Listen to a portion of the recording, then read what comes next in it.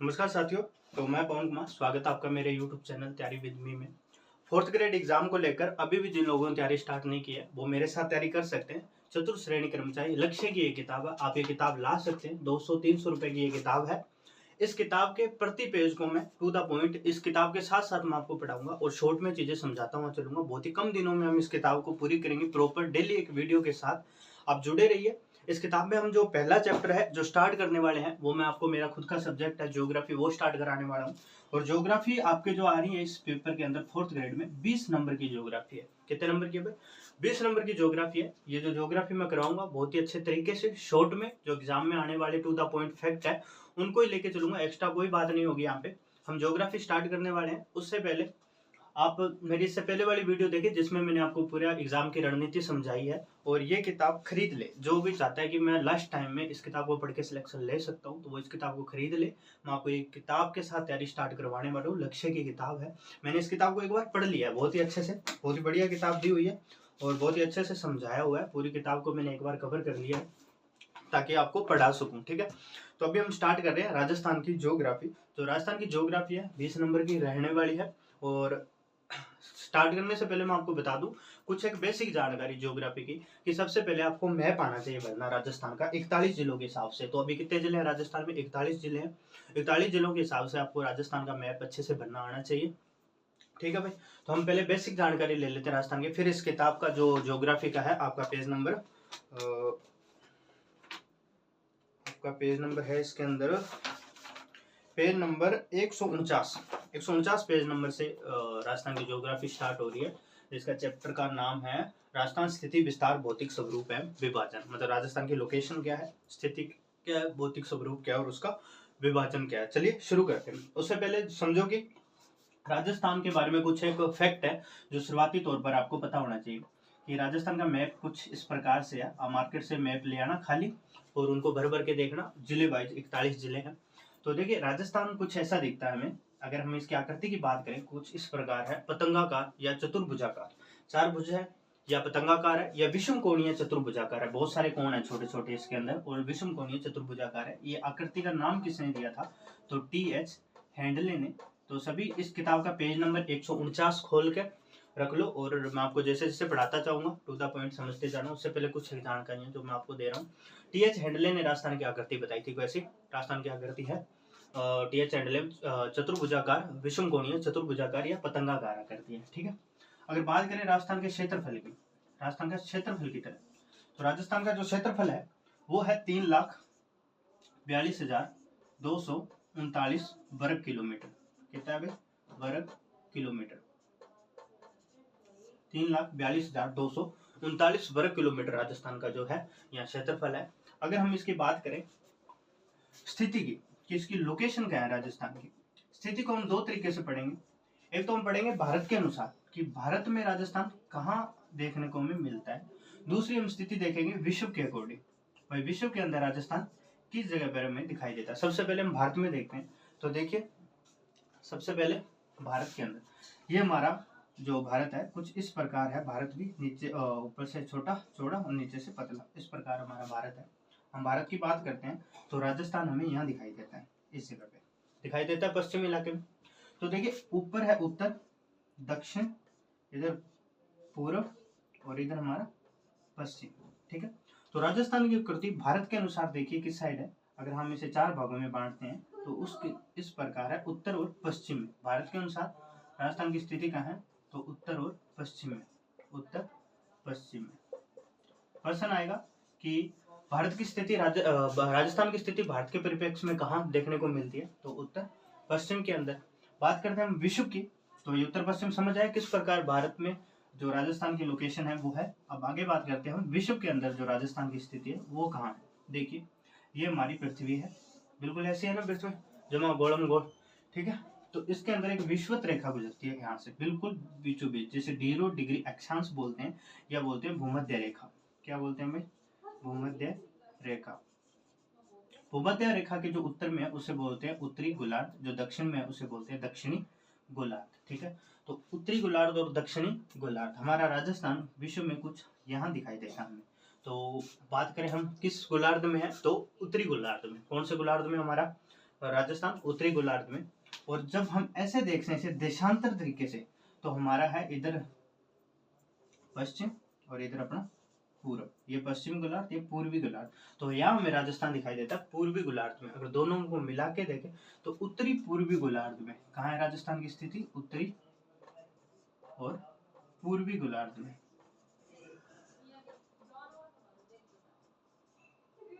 उत्तरी पूर्वी गोलार्ध के अंदर हमें राजस्थान की लोकेशन दिखाई देती है। ठीक है भाई, ये हमारा राजस्थान है। तो विश्व के अनुसार आपको समझ आ ही गया होगा, और अब अपना भारत के अनुसार आपको पता चल ही गया होगा, कुछ इस प्रकार है। चलिए आगे बढ़ते हैं। तो ये कुछ बेसिक जानकारी थी, बाकी मैं किताब के माध्यम से आपको पूरा डिटेल से बताने वाला हूँ। आगे देखिए भाई, तो 3,42,239 वर्ग किलोमीटर जो राजस्थान का क्षेत्रफल है। और बात करें भारत की तो उत्तर पश्चिम में ये फैला हुआ है, और विश्व की बात करें तो उत्तर पूर्व में फैला हुआ है। आगे हम बढ़ते हैं, उससे पहले हम जाने कि राजस्थान जो है तो भारत का सबसे बड़ा राज्य है। सबसे बड़ा राज्य है क्षेत्रफल की दृष्टि से, और जबकि जनसंख्या की दृष्टि से ये हमारा जनसंख्या की दृष्टि से 7वां बड़ा राज्य है। कौन सा भाई, 7वां बड़ा राज्य है। ठीक है, देखिए बात करते हैं इसके नामकरण।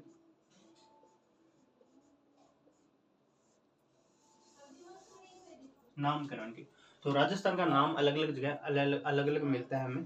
पहला जो नाम मिलता है राजस्थान का वो मिलता है मरुकांतार।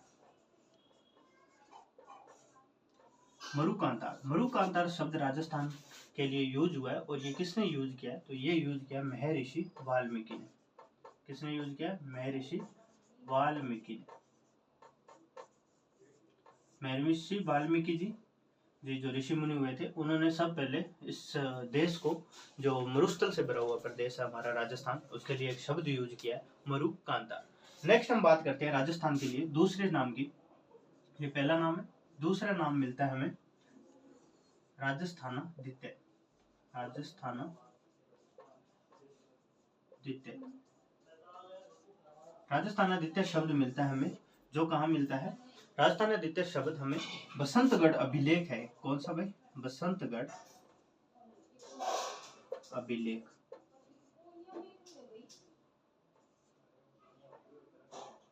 बसंतगढ़ अभिलेख सिरोही के अंदर है। सिरोही जिला मैप बनने आने चाहिए, आपको पता होना चाहिए कौन सा जिला कहाँ पे है।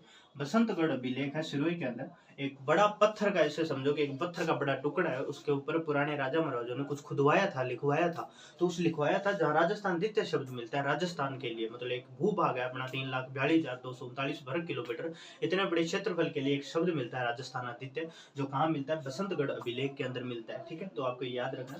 तीसरा हम बात करते हैं, तीसरा शब्द मिलता है राजपुताना।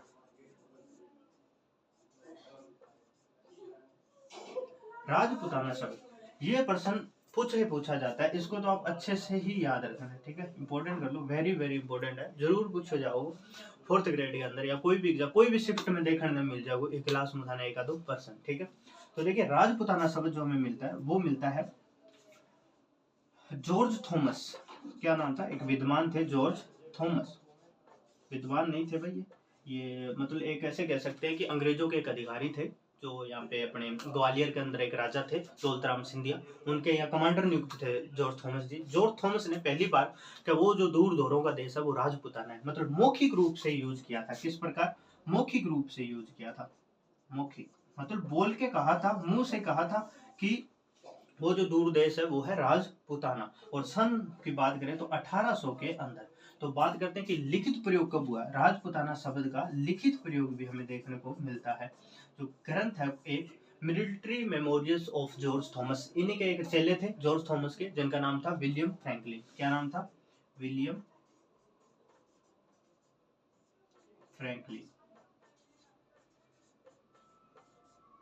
विलियम फ्रैंकलिन ने लिखित प्रयोग किया राजपुताना शब्द का। ठीक है भाई, ये लिख दिया।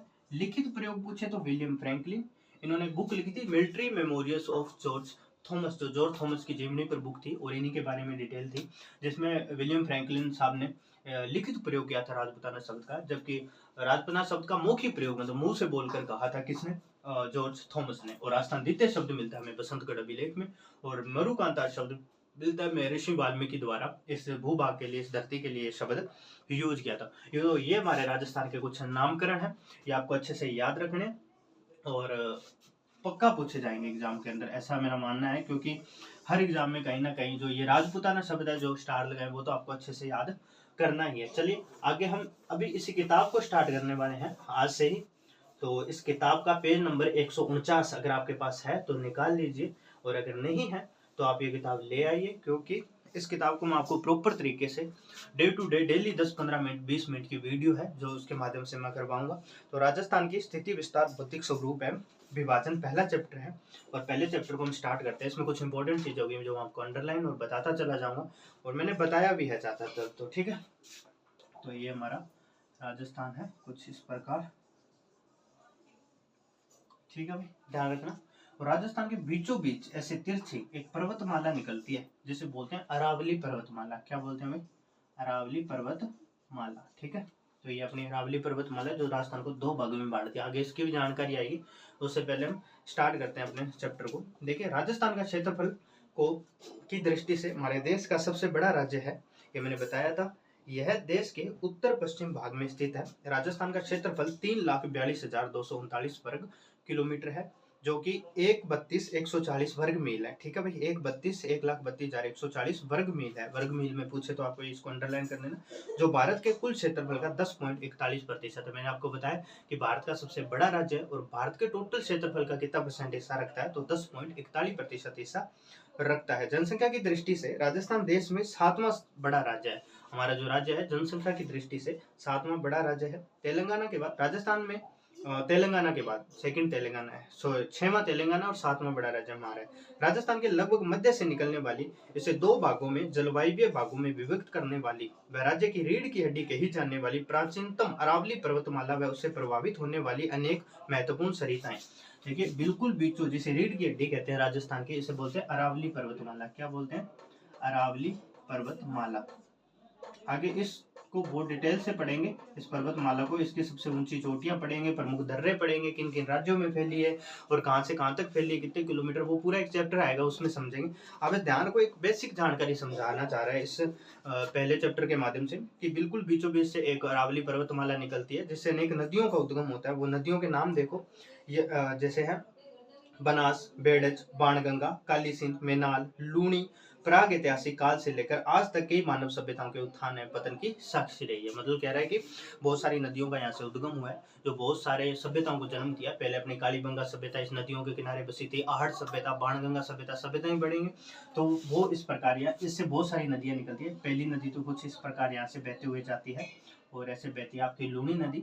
दूसरी यहाँ से निकलती है आपकी बनास नदी कुछ इस प्रकार। तीसरी यहाँ से ऐसे इस प्रकार कुछ छोटी बड़ी यहाँ से नदियाँ निकलती है, जो ये इस कारण से नदियों की जन्मस्थली बोला है, या बहुत सारी नदियाँ राजस्थान की इसी में से निकलती है। अरावली पर्वतमाला से ज्यादातर नदियाँ इसी में से निकलती है, कह सकते हैं 90%, लेकिन कुछ नदियाँ हमारे यहाँ बाहर से भी आती है, ठीक है। तो राजस्थान में जो रीढ़ की हड्डी कहलाती है अरावली पर्वतमाला, हमने यहाँ तक देखा। अब बढ़ते हैं आगे, चलो देखिए। हाँ, इस मरु प्रदेश के को समय समय पर विभिन्न नामों से पुकारा जाता रहा है। नाम आगे, नाम मैंने आपको पहले बता दिया, फिर भी इसमें अंडरलाइन करो। महर्षि वाल्मीकि ने इस भूभाग के लिए मरुकांतार शब्द का प्रयोग किया है, ठीक है। तो मरुकांतार शब्द आता है, कौन सा भाई? मरुकांतार। पहला नाम आ गया मरुकांतार, किसने? महर्षि वाल्मीकि ने, जो मैंने लिखा दिया और इसके अंदर लिखा हुआ है। दूसरा फिर नाम आता है इसके अंदर राजस्थानादित्य।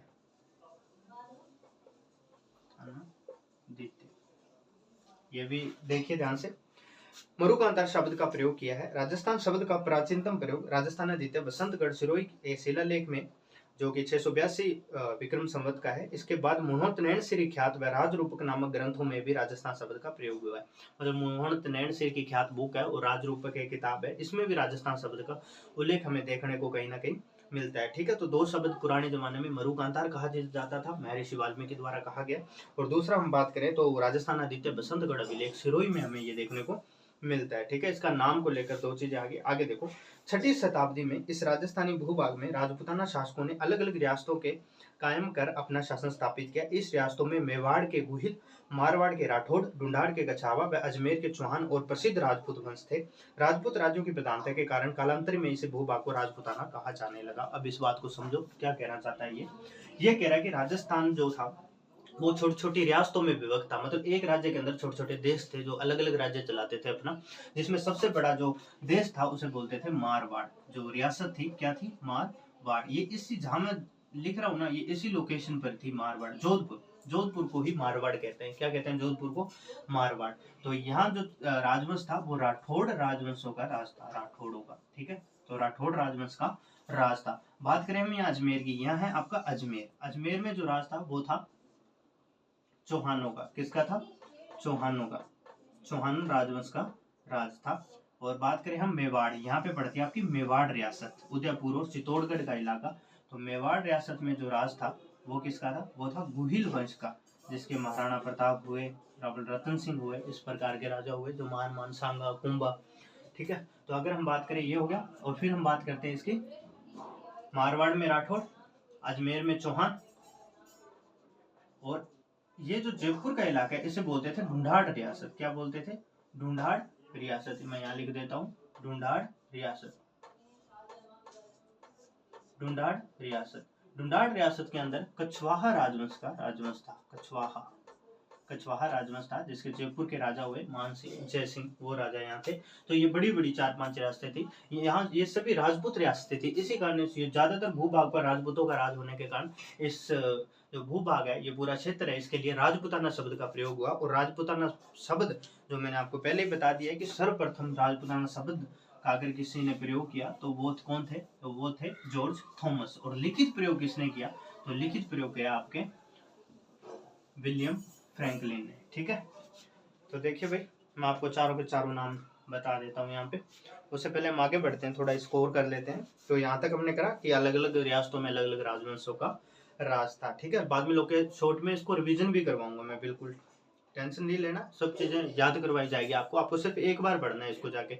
और कुछ फैक्ट है जो मैं जोर लगा के बोलूँ, उनको आप अंडरलाइन करना और उनको याद करने की कोशिश करना। ठीक है, तो कालांतर में इस भूभाग के लिए राजपूताना शब्द कहा जाने लगा। हाईलाइट किया हुआ है, अंडरलाइन भी कर दो। तो राजपूताना के नीचे लिख लो, एक तो जॉर्ज थॉमस और विलियम फ्रैंकलिन। जॉर्ज थॉमस ने हमने पढ़ा कि मौखिक प्रयोग किया, जबकि विलियम फ्रैंकलिन ने इसके बारे में एक लिखित रूप में प्रयोग किया। एक बुक थी military memorials of George Thomas. ठीक है, आगे बढ़ते हैं। के लिए राजपूताना शब्द सर्वप्रथम प्रयोग 1800 में जॉर्ज थॉमस द्वारा किया गया। ठीक है, और जॉर्ज थॉमस के अलावा विलियम फ्रैंकलिन। आगे बढ़ते हैं। कर्नल जेम्स टोन ने पश्चिम व मध्य भारत राजपूताना राज्य के पॉलिटिकल एजेंट। अब ये पॉलिटिकल एजेंट क्या बला है? तो ये बला है भाई आपके एक सरकारी ऑफिसर होता था एक रियासत के लिए, जिसे पीए बोलते थे, पॉलिटिकल एजेंट। तो ये अपने इस इलाके के पॉलिटिकल एजेंट हुए। ने इस प्रदेश को राजस्थान कहा या राजस्थान कहा। ठीक है, तो कर्नल जेम्स टोड ने इस इलाके के लिए एक शब्द यूज किया, राजस्थान या राजस्थान। ठीक है, जेम्स टोड। जेम्स टोड ने क्या शब्द यूज किया? जेम्स टोड ने इसके लिए शब्द यूज किया राजस्थान या राजस्थान। ठीक है, इनकी एक बुक थी एनाल्स एंड एंटिक्विटीज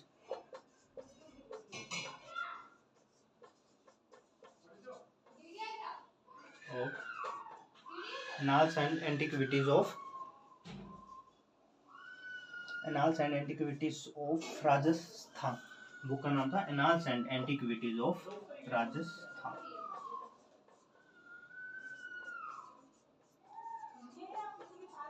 राजस्थान, तो ये इनकी बुक थी। इस बुक में इन्होंने सबसे पहले राजस्थान शब्द का प्रयोग किया था। ठीक है, तो इसको याद रखना। Colonel James Tod. Colonel James Tod के बारे में मुझे कुछ बातें याद आ रही है जो आप लिख सकते हो। इनको बोलते थे घोड़े वाले बाबा। ये घोड़े पे रहते थे एनी टाइम, तो इनका उपनाम मिलता है घोड़े वाले बाबा। तो आपको पूछे कि घोड़े वाले बाबा किसे कहते हैं, तो कर्नल जेम्स टोड को। ठीक है, इनके बारे में याद रखना। और राजस्थान के इतिहास के पिता भी इनको बोलते हैं। देखो कहाँ का आदमी कहाँ के इतिहास का बाप बना जा रहा है। तो राजस्थान के, इंग्लैंड का था, अंग्रेजों का अधिकारी था और पॉलिटिकल एजेंट हुआ राजपूताने का, पश्चिमी राजपूताने का, राजस्थान का। उन्होंने राजस्थान या राजस्थान दो शब्द का उल्लेख किया राजस्थान के लिए। 1829 के अंदर इन्होंने एक बुक लिखी थी annals and antiquities of Rajasthan. ठीक है। तो 1829 में राजस्थान शब्द का पहली बार प्रयोग किया था कर्नल जेम्स टोड ने, और घोड़े वाले बाबा इनको कहते थे, और घोड़े वाले बाबा कहते थे, और ये राजस्थान के इतिहास के पिता भी माने जाते हैं। ठीक है भाई, राजस्थान इतिहास के पिता। ठीक है, इंग्लैंड के निवासी थे, राजस्थान आए थे, पॉलिटिकल एजेंट नियुक्त हुए अंग्रेजों द्वारा, और राजस्थान का इतिहास लिख दिया। राजस्थान का जब इतिहास लिखा तो राजस्थान शब्द का प्रयोग किया। तो हमें राजस्थान शब्द के बारे में 4-5 जानकारियां मिल चुकी है। ठीक है, नामकरण के बारे में तो कितने नाम मिल गए राजस्थान के? तो हमने अब तक क्या पढ़ा? रिवीजन करवाऊं या अभी और चलने दो? थोड़ा और चलते हैं, फिर रिवीजन कराऊंगा वापस, और इस किताब को भी पढ़ना है आपको। ठीक है, तो देखिए, कर्नल जेम्स टोड ने पश्चिमी व मध्य भारत के राजपुताना के पॉलिटिकल एजेंट हुए, ने इस प्रदेश को राजस्थान कहा क्योंकि तत्समय स्थानीय बोलचाल या लौकिक साहित्य राजाओं के निवास के प्रांत को राजस्थान कहते थे। ब्रिटिश काल में यह प्रांत राजपुताना या रजवाड़ा तथा अजमेर को मेरवाड़ा कहा जाने लगा। अजमेर को क्या कहते थे पुराने काल में? मेरवाड़ा या मेरू प्रदेश के नाम से पुकारा जाता था। इस भौगोलिक भूभाग के लिए राजस्थान शब्द का प्रयोग कर्नल जेम्स टोड ने राजस्थान के इतिहास पर 1829 में लंदन में प्रकाशित अपनी प्रसिद्ध ऐतिहासिक बुक या कृति annals and antiquities of Rajasthan, इसका अन्य नाम है central and western Rajput state of India, में किया। तो ठीक है, कर्नल जेम्स टोड की बुक का क्या नाम है? Annals and antiquities of Rajasthan, जिसके अंदर पहली बार राजस्थान शब्द का उल्लेख हुआ 1829 के अंदर, जो कि अपने इंग्लैंड के अंदर ये बुक प्रकाशित हुई थी। आगे देखिए, स्वतंत्रता पश्चात राज्य पुनर्गठन की प्रक्रिया के दौरान अलग अलग नामकरण के पश्चात 26 जनवरी 1950 को औपचारिक रूप से इस संपूर्ण भौगोलिक प्रदेश का नाम राजस्थान स्वीकार किया गया। तब अजमेर मेरवाड़ा क्षेत्र इसमें शामिल नहीं था। क्या कहना चाह रहे हैं अभी कि हमारा राजस्थान का एकीकरण हुआ। आगे एक चैप्टर आएगा इतिहास के अंदर जिसमें हम पढ़ेंगे कि राजस्थान को अंतिम रूप से, एक विधिवत रूप से राजस्थान शब्द कब मिला। तो वो आपको बता रहे हैं इसमें 26 जनवरी 1950 को राजस्थान का नाम राजस्थान पड़ गया, और आज भी इस भूभाग के लिए हम राजस्थान शब्द यूज करते हैं। कैसे पड़ा, किस प्रकार? जैसे मरुकांतार, राजस्थान, राजस्थान, राजपुताना और राजस्थान पड़ा, फिर अंत रूप से राजस्थान पड़ा। ठीक है, स्वतंत्रता के समय देखिए भाई, आगे बढ़ते हैं तो ये हमारा राजस्थान कुछ इस प्रकार है। मैप तो देखो आपको याद होना चाहिए ना, यहाँ कुछ चीजें मैप में भी हम करेंगे, मैप के माध्यम से। ज्योग्राफी सब्जेक्ट ऐसा है कि आप मैप के माध्यम से ही समझ सकते हो, क्योंकि ज्योग्राफी जैसे सब्जेक्ट को अगर समझना है ना बहुत ही अच्छे से, तो आपको मैप आना चाहिए बहुत ही अच्छे से। ठीक है, तो आप मैप ले आना, मार्केट में मिल ही जाता होगा। मैप लाओ अच्छे से, उसको भरो, 10-15 बार याद हो जाएगा कौन सी रियासत कहाँ थी, कौन सी जगह कहाँ है, लोकेशन। फिर प्रॉपर तरीके से आप इस चीज को समझ पाओगे, और बाकी जो मैं पढ़ा रहा हूँ उसे एक बार जरूर घर पे रिवीजन करना है। ठीक है, तो चलिए शुरू करते हैं। तो ये हमारा राजस्थान है, और इसकी आकृति आपको बताई है। किसने बताई थी? विषम कोणीय चतुर्भुजाकार या पतंगाकार। तो उस आदमी का नाम था TH हैंडले। क्या नाम था भाई? TH handle. ठीक है, बढ़े आगे। चलो भाई देखो, स्वतंत्रता के समय राजस्थान में 19 रियासतें, 3 ठिकाने थे। कितनी रियासतें थी भाई? जब हमारा देश आजाद हुआ 15 अगस्त 1947 को माउंटबेटन द्वारा आजाद किया गया, तो उस समय राजस्थान के अंदर 19 रियासतें थी।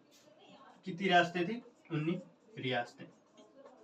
रियासतें समझते तो उस टाइम के छोटे छोटे देश, जो अलग अलग राजा अलग अलग अपना नीतियां चलाते थे, अपना राज चलाते थे। सबसे बड़ी जो रियासत थी हमारी, यहाँ जोधपुर एक इलाका पड़ता है, तो जोधपुर के अंदर एक रियासत थी जिसका नाम है, जोधपुर इलाका पड़ता है, जोधपुर एक रियासत थी।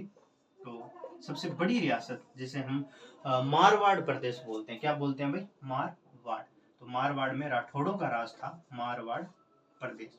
यहाँ एक रियासत थी उदयपुर और चित्तौड़गढ़, इसे बोलते हैं मेवाड़। क्या बोलते हैं? मेवाड़। आ माटी मेवाड़ आ रही, सुन मावड़ राणा रही। महाराणा प्रताप जैसे राजा हुए यहाँ पे मेवाड़ में, उदयपुर और चित्तौड़गढ़ का ये इलाका है। ठीक है, और यहाँ जो रियासत थी हमारी जयपुर, जिसे बोलते थे ढूंढाड़। क्या बोलते थे पुराने टाइम में? ढूंढाड़। और यहाँ जो राजवंश था वो कछवाहा राजवंश का राजवंश था। कौन सा राजवंश? कछवाहा राजवंश का राज था इस इलाके में। और बात करते हैं हम बीकानेर रियासत की, तो बीकानेर में आपका राठौड़ राजवंश था। यहीं से जोधा के पुत्र थे राबिका, जिन्होंने बीकानेर की स्थापना करी थी। मेवाड़ में आपकी मेवाड़ रियासत थी, जो ये आपका उदयपुर और चित्तौड़गढ़ का इलाका, और ये जयपुर जो जिसे ढूंढाड़ कहते थे, जहाँ कछवाहा राजवंश था। तो इस प्रकार 19 रियासतें थी, 19 रियासतें थी, और 3 ठिकाने थे, 3 ठिकाने थे। ठीक है, और एक चीफ कमिश्नर इलाका था, मतलब पूरा पूरा अंग्रेजों के कंट्रोल में। अंग्रेजों का राज पूरे भारत पर नहीं था, कुछ एक इलाकों पर था। वो पूरे पूरे राजपुताना को कंट्रोल करते थे। यहाँ बैठे, यहाँ एक शहर का नाम पड़ता है अजमेर, क्योंकि अंग्रेज गोरे थे, गर्मी से डर लगता था। इंग्लैंड के अंदर अच्छी खासी सर्दी होती है, तो इस कारण अंग्रेज कहाँ रहते थे? अजमेर के अंदर रहते थे। तो अजमेर एक चीफ कमिश्नर इलाका था। कैसा इलाका था? अंग्रेज, अजमेर कोई रियासत नहीं थी, अजमेर एक चीफ कमिश्नर इलाका था जहाँ अंग्रेज निवास करते थे। क्योंकि यहाँ एक मौसम, अच्छा मौसम होता है, थोड़ी बाकी राज्यों के मुकाबले यहाँ गर्मी कम पड़ती है, इस कारण ये यहाँ रहते थे। और एक यहाँ शहर पड़ता है माउंट आबू, जहाँ पहाड़ी पहाड़ है और हमारा बर्फ जम जाती है इस इलाके में, सर्दी में कहते हैं। यहाँ एक झील है सिरोही के अंदर, नक्की झील, वहाँ सर्दियों में बर्फ जम जाती है। तो अंग्रेज क्या करते थे, गर्मियों के दिन यहाँ जाते थे और सर्दियों में अजमेर आ जाते थे, ताकि इनको ज्यादा गर्मी ना लगे। तो इस कारण एक चीफ कमिश्नर स्टेट था हमारा, चीफ कमिश्नर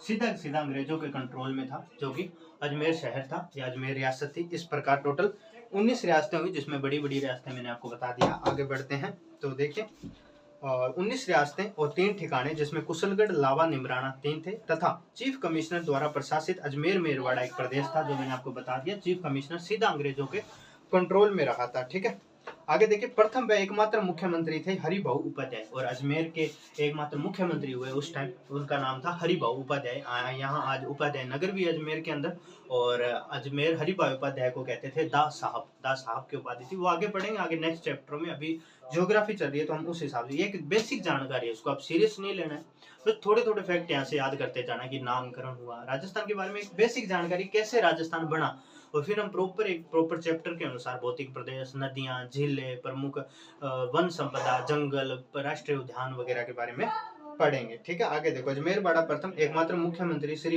हरिभाऊ उपाध्याय थे। अजमेर मेरवाड़ा के विलय के बाद राजस्थान अपने वर्तमान स्वरूप में 1 नवंबर 1956 को आया।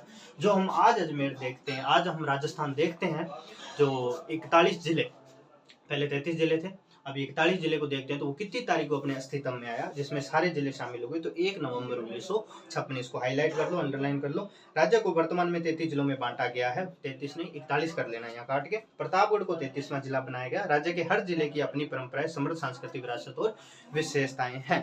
ठीक है, आज पढ़ेंगे यहाँ तक। ये हमारे राजस्थान की बेसिक जानकारी होती है कंप्लीट। तो 19 रियासतें, 3 ठिकाने, और बाकी टी.एच. हेंडले ने इसकी आकृति बताई है चतुष्कोणीय, पतंगाकार, चतुर्भुजाकार। और बात करते हैं इसके नामों के बारे में, तो हमें नाम मिलता है, पहला नाम मिलता है मरुक कांतार। ठीक है, क्या नाम मिलता है?